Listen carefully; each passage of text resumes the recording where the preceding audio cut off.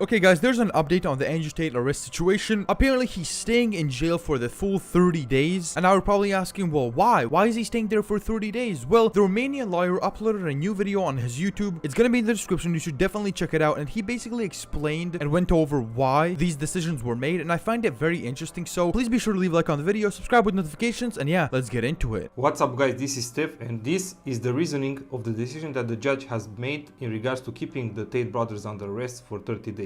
Now, I've read this 9-page legal document and I've extracted the key points from it, and in this video I'm going to present them to you. I will start with the page number 1. On this page, the judge is just referring to the legislation that is being used for this decision, and he's just setting the legal foundation or the legal framework, if you will, for this specific case. Now, moving on to the page number 2, the judge goes on and provides information about the suspects and the charges that they are facing. Now, what I found interesting and I just wanted to point out, it looks like only one of the 4 suspects is facing charges related to rape. I would assume that that's Andrew Tate. Now, the other 3 suspects are only facing charges related to 3 times human trafficking and the establishment of a criminal organized group. Moving on to page number 3, the judge says that the witnesses' statements are matching the facts resulting from the psychological reports and the conversations that took place through the phone applications. From this, we can conclude that we have 3 types of evidence so far. Number 1, the witnesses' statements. Number 2, the psychological reports of the victims. And number 3, the conversations that took place through the mobile apps between the suspects and the victims. Now, on the same page, the judge goes on and explains the exact method used by the suspects to lure and deceive the victims into coming to Romania and use them for the webcam business. Page number 4.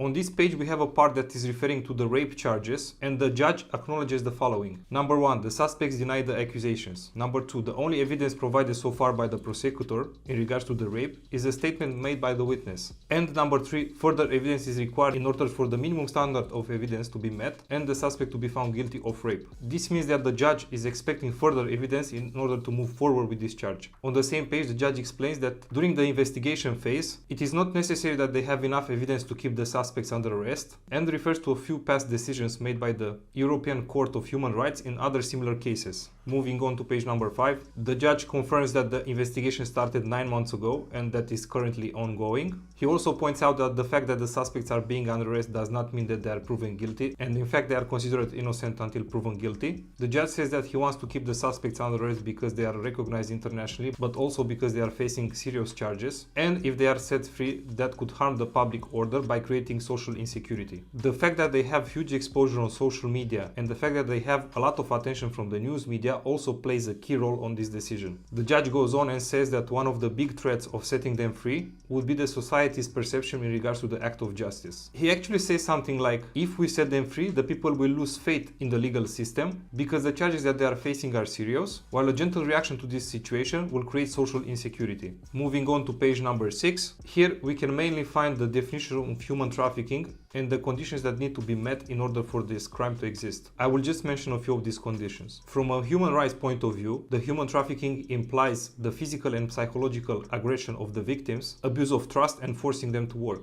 From an economic point of view, the human trafficking implies financial and monetary gains for the suspects, national and international networks for the operations, and money laundering. From an origin point of view, the factors that sustain and generate human trafficking are the low education levels and the poverty of the victims. Now, the judge also acknowledges that the suspects have abilities and skills that help them identify vulnerable victims and exploit them on an emotional and physical level in order to generate monetary gains. Now, here's where it gets interesting. On page number 7, the judge says that even though the suspects do not have any criminal track record in Romania, he's aware of the fact that in the past they've been under investigation in UK for human trafficking and rape. He also says that based on the audio-video evidence posted by the suspects on social media, he is aware of the attitude of the suspects in regards to seeing women as tools to make fast and easy money. Now, in regards to the defense, the judge says that he does not agree with the defense saying that in the audio-video evidence, the suspects were playing a persona or a character, and that's mainly because they had the same attitude towards the victims. He's basically saying, hey, since you treated the victims in the same way that you are showing yourself to the public on the social media, it's hard for me to believe that you are playing a persona or a character. Now, moving on to page number 8, the judge also adds the fact that setting the suspects free will present a high risk of them escaping the country and going to a place where there's no extradition treaty with Romania. That's exactly what I've told you in my previous videos, guys, if you remember. And lastly, on page number 9, it is just the decision to keep the suspects under arrest for 30 days, and that's pretty much it. Now, in my opinion, based on what I've read in this legal document, I think the Tate brothers are going to have a hard time defending themselves, and this is mostly because all the audio video recordings that are available on the internet can and will most likely be used against them.